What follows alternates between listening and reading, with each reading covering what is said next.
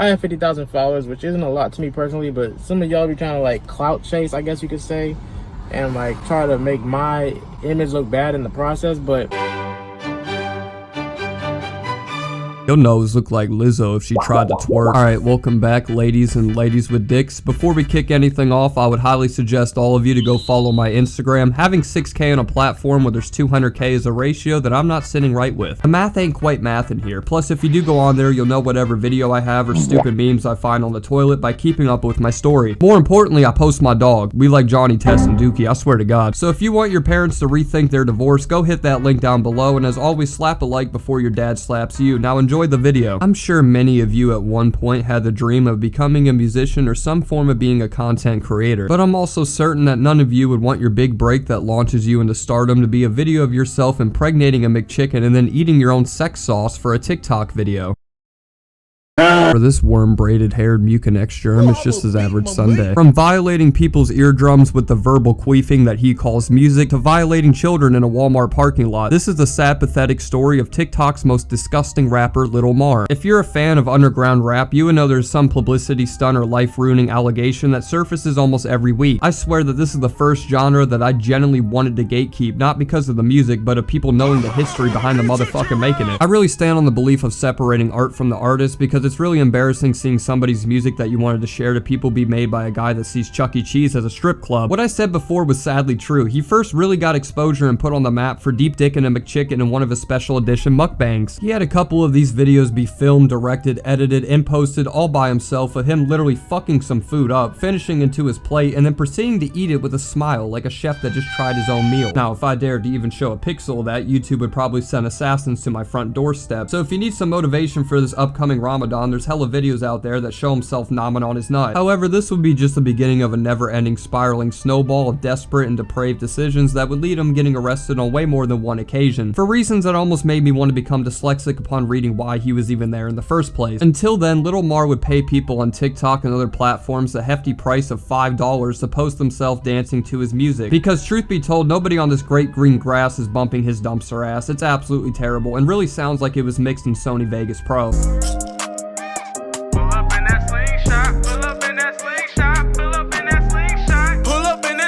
I ain't got no roof.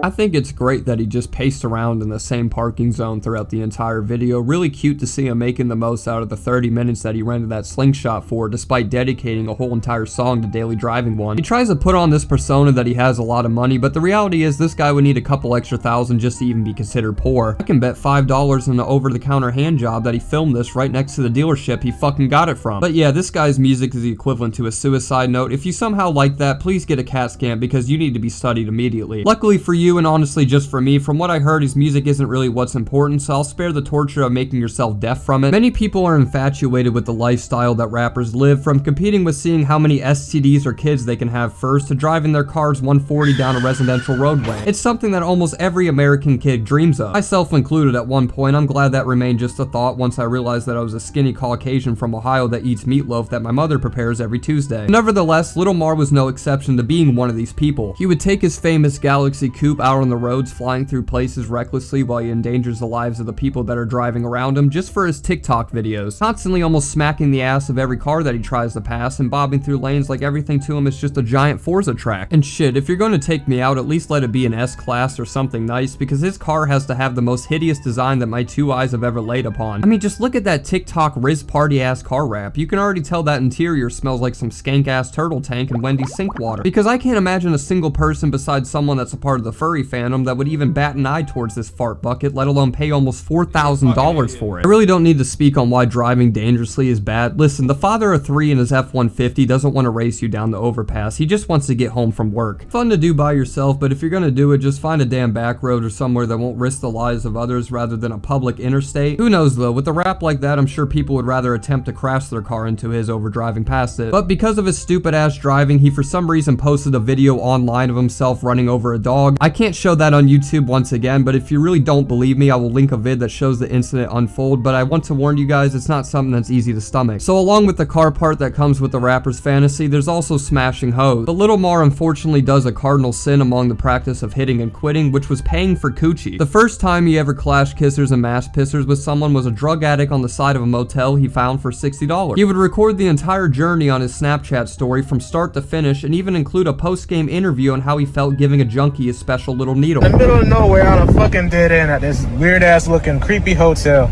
Wish me luck! The destination is on your right. Woo! I did it! I lost my virginity! Woo! Yo, hold up. Who a virgin? Who a virgin? Ain't no motherfucking virgin. Not no more, there ain't. You know what the fuck going on? Stop playing me, bro. Ain't no motherfucking virgin no more, bitch. Yeah, look at all you losers out there that aren't getting any type of bitches or hepatitis like this man is. Helping and humping out the homeless, that's something that not even Mr. Beast can do. But Mr. Yeast will do it without a second to spare. I don't know how anybody can even brag about this or treat it as an accomplishment, but that's a common pattern across Lil Mar that would begin with this video. His entire sex life was captured from this moment on. The next video would be him getting throated by a trans, claiming he breeded with a girl with special needs before backing down on a later response saying she wasn't. I'll show you the little clip that led to this being public in the first place and let you guys be the judge because I have 100 things to say, but I'm confident YouTube won't let me say one of them. So I'll show you that now and let you roll out the verdict. With this girl, she's not actually autistic. Tell everybody that you're not actually autistic because I've been getting death threats about that.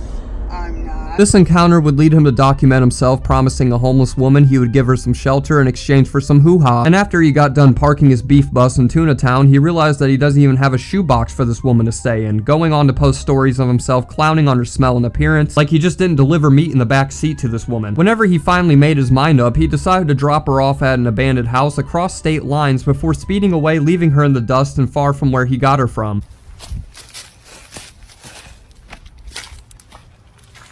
Not really. Drive, Mark, drive. Drive.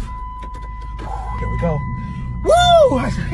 Bitch really thought she was gonna be able to live with me. Stupid, dumb thought. He would furthermore continue to insult the woman, spraying out his entire car in BriZ, saying that this woman's pH gave his car poison damage because of how bad she smelled, just degrading and belittling somebody that was very vulnerable and willing to do anything to escape the harsh environments of the streets. If it was just a random pavement princess, it really wouldn't be that much of a shocking story, but it wasn't. This woman only got in the car because she was manipulated to believe Little Tekka's big brother with Asperger's is going to be the man that changes her life. It's pathetic you have to go to the degree of already smashing what you do, but it becomes so much more impressive that you even have to lie and deceive the homeless just to get them to breathe the same air that you do. He would eventually respond to all of this in his own video of himself addressing all of the allegations or rumors surrounding his name, and in this he treated the homeless woman almost worse than what he did in person, acting like he found and dropped off a damn stray dog on the side of the road, showing absolutely no remorse towards her and claiming that he made sure she made friends with the people around her, like Squidward whenever he was left with the dust people off of SpongeBob.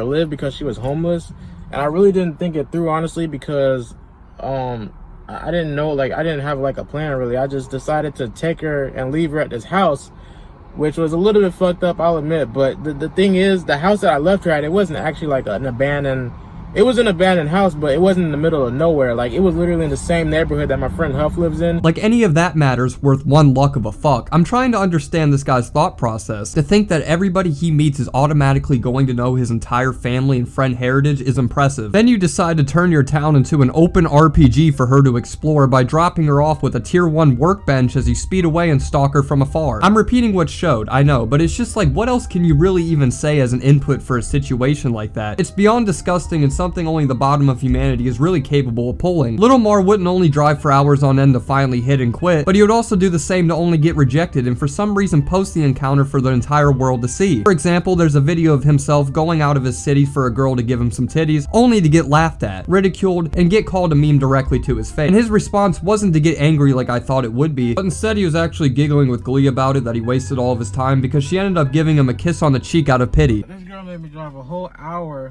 Hey, what's up? And she said she was gonna let me f, and I'm here, and now she said she's not gonna let me f. Are you gonna let him? Like, do you see this? Come on. He's so ugly. Then why would you say that? Because I wanted to meet you because you're a meme. Wait, you said what? I'll give you a kiss on the cheek. Okay. Got Alright. you. Okay, bye. Bye. Have a good day. Have a fun drive home. Yeah, Lil Mar, hey, I really just got a kiss on the cheek. No, for real.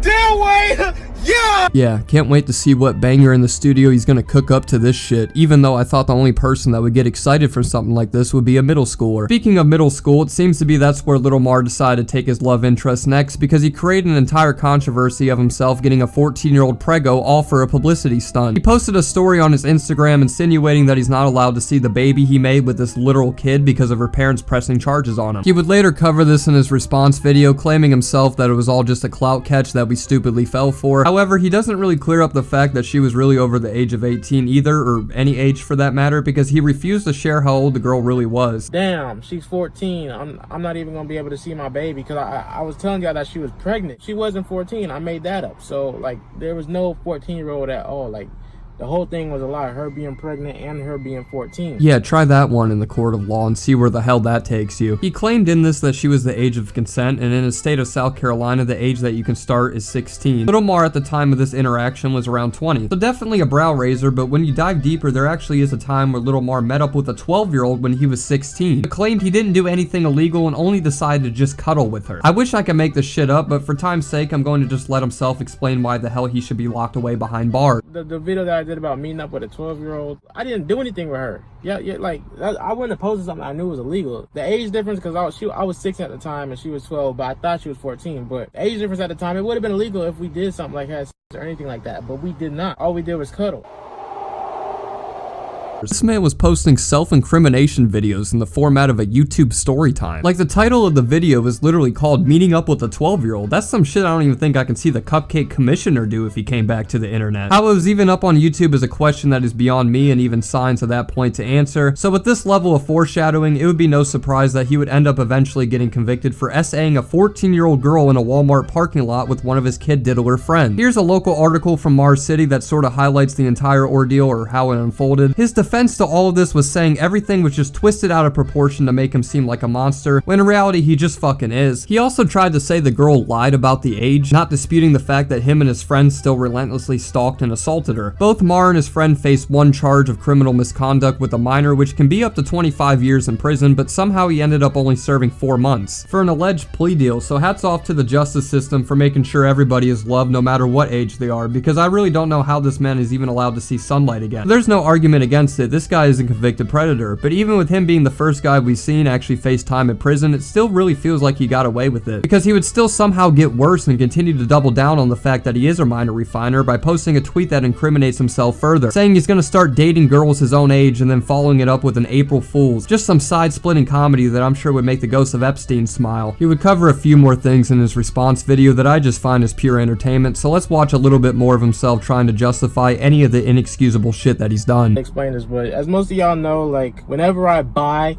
a new car, I mean I like to drive it fast. Like who doesn't? And occasionally, like, I'll weave through traffic in my Durango, you know. My homie with an extra chromie. You're going 135 in a 2-lane street. One turn from somebody even 100 feet ahead would have caused that car to be flattened into a pancake. There's no way you think 135 is just casually fast. That's fucking F1 numbers on a residential road. Of course you're an insensitive, arrogant asshole for doing it. All right, and number 3, running over the dog. So some of y'all know back in January when I was on a road trip from South Carolina to New York with my mom, actually, on the way back, there was a dog on the freeway, and it was a 2-lane freeway. Oh, a 2-lane freeway, just like the one you showed 30 seconds ago of you jumping through hyperspace. I wonder how fast you were going that time in order for you not to be able to stop. I understand it's kind of fucking random that there was a dog there in the first place, but I certainly wouldn't put it past me that this guy was flying through the lanes like he was in the vid prior. Let's start with the first part. Texting underage girls, that's